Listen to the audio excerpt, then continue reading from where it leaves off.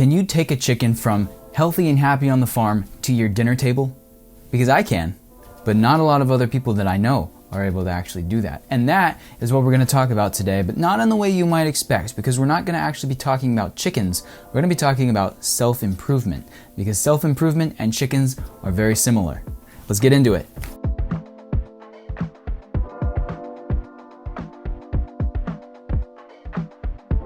When we look at self-improvement online specifically, we see a lot of things. First, I think we see YouTube videos, we see Instagram Reels, we see posts and Twitter threads, all these things, podcast episodes about self-improvement and about building yourself and your mindset towards an end goal, whatever the end goal is, right? And I was just reading an article yesterday, actually, talking about how these things rose up. The self-improvement world kind of came to a big rise in 2020, and now it's taken a bit of a dive. It's taken a bit of a dip and a downfall. And the funny thing is that I was actually involved in a lot of that. I, as a consumer, as someone who was actually doing this stuff way ahead before it was like exploding and popping off and something that was super cool, I guess is the right way to say it. Most people these days want self-improvement to sort of be like their passion project. And in a way, it becomes their entire identity. I see a lot of people, the internet people all over the place. That's what they do. That's what they make content for. Heck, that's what I'm making content for. But I want my content to be different from their content in a couple ways. Firstly, I want my content to be more to the point, more straight to the elephant in the room.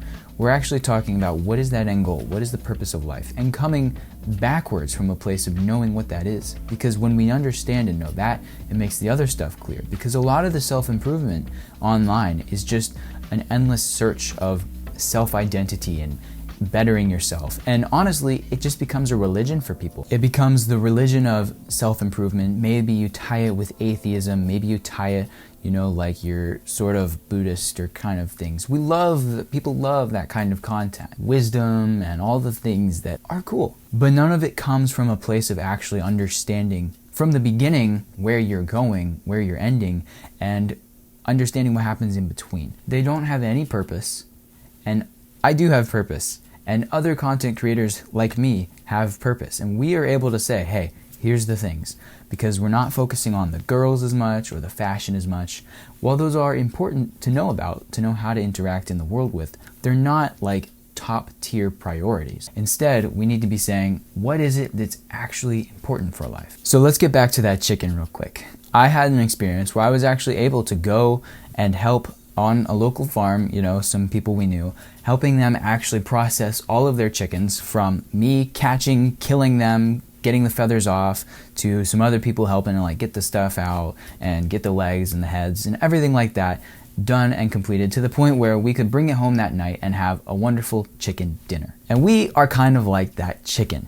We're like the chickens out in the field, we're gross, we're kind of like full of dirt, and maybe we've got the excrement stuff that chickens do, because they do that, and we've got the eggs, all the stuff out in the farm, right? And we want to bring that and become a wonderful chicken dinner. You might be the chicken sitting in your basement playing video games all the time, sort of stereotypical at this point, and you want to be the wonderful fancy bow tie chicken dinner on an elaborate, nice dark oak table. The problem is that you've got to go through a lot of steps to get there, and people don't have the ability to do that. Alex Hormozi calls this their action threshold.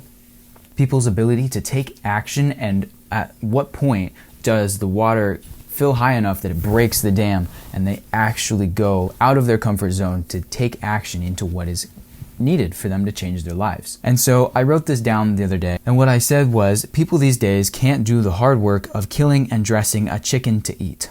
They can only process bite-sized nuggets. What we want inside of our social media, inside of our YouTube videos and our self-improvement, are bite-sized little chicken nuggets from McDonald's that make us feel good about ourselves, because we can actually process this and say, oh, I can apply this, or in some way it's causing us to say, oh, I already have this skill, or oh, that's easy to do, I can do that, and I can feel good about myself. And most of them cannot accept the hard truths in life. They want self-improvement content that makes them feel good about themselves, not what they actually need to hear. And so what we find is that these people want the bite-sized chicken nuggets without actually doing the work of killing the chicken, because you gotta kill the chicken to be able to, again, remember how this is metaphorical. We're tying these together. Killing the chicken, right? And even, I want to take another perspective in here. You've got the literal chicken on the farm, and now I want you to bring in that third element of the gospel, what the Bible says. We are told in the Bible that we have to die we have to die with Christ on the cross to be able to then come back and live again in a new life. We have to be born again. And when Jesus told that to Nicodemus, Nicodemus was like, how can you be born again? Like, I'm a full-grown man. And Jesus was kind of like, no. Your spirit has to be born again. But that's what self-improvement is. It's trying to create some sort of version of new gospel where all of these things are. That's all that they're doing. They're all counterfeits. And so self-improvement just becomes another religion to add to the bucket of make me feel better about myself because I'm doing something.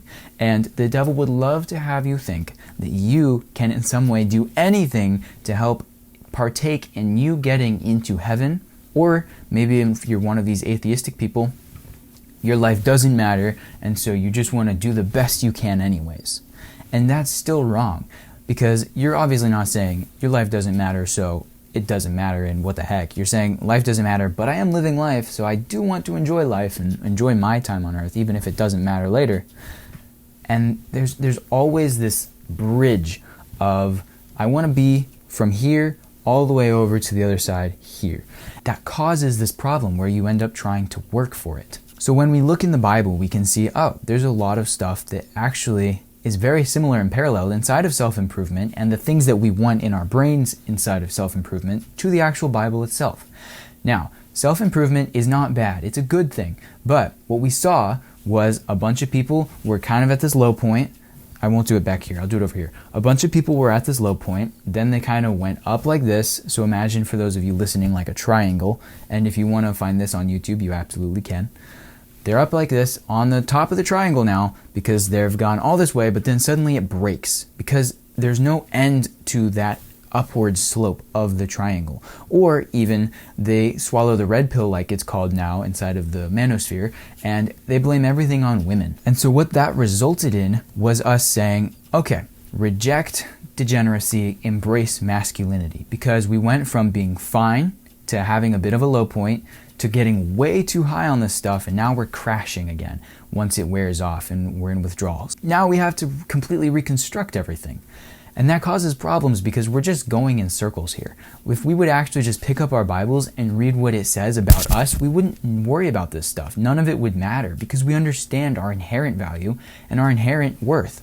And so we can tie our self-value into that self-worth, that inherent worth, and that gives us self-worth. So inherent value plus our own identity equals self-worth. And we understand it. And then we say, okay, what is there left for me to do?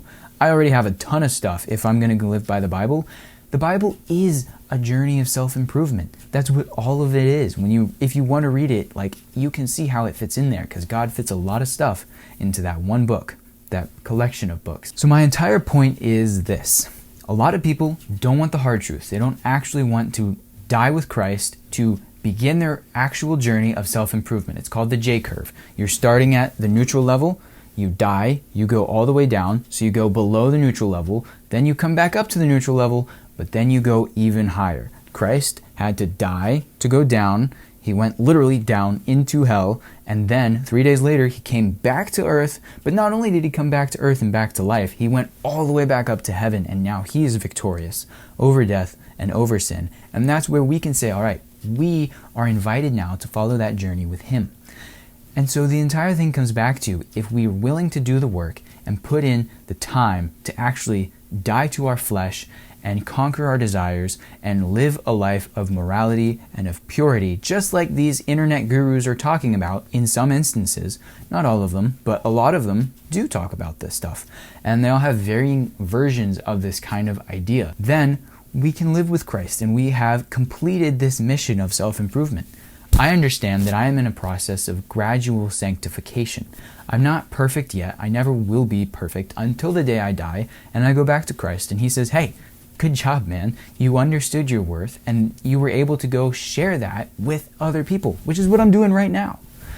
And so we end up finding ourselves in this place where we have more value, more worth, and we're at more ease with ourselves. We're comfortable, not in a stagnant way, but we're comfortable in a confident way because we understand what actually comes from us. I don't actually honestly think that Alex Hormozi is that confident. I think he talks about skill sets being his source of confidence, and I agree with him on that. But I also think he still lacks, he used to be a Christian from what I've heard, but he still lacks that internal self-worth. And he'll say that openly, and he has said that openly. And so if he would go back to Christ and go back to the Bible and go back to God, he would see exactly what is missing from his life that would like complete everything he'd ever need from like the rest of his life. Everything he has now, plus God, that would be it. Like he's married, you know, it's great for him, but he just has to do that. And the same thing goes for all of the other internet gurus out there. And personally, there are a bunch of these guys that I do love, that I like their content, and I do wish that maybe they'd come from these other angles, but that's why I'm here, because I'm doing what I haven't seen them do yet. I want them to do that. They're probably not going to because they do come from a secular approach, but that's okay. And there are other guys like me out there too. I know these things. I've lived a very intense, crazy life compared to a lot of people, and I'll gladly share more about that later. But for now, we understand that if we have Christ, we don't need this massive, open-ended, ever-looping journey of self-improvement because we have Him. And that creates just a straight up and down connection instead of this crazy squiggle to get all over the place on YouTube, Instagram, all the different podcasts.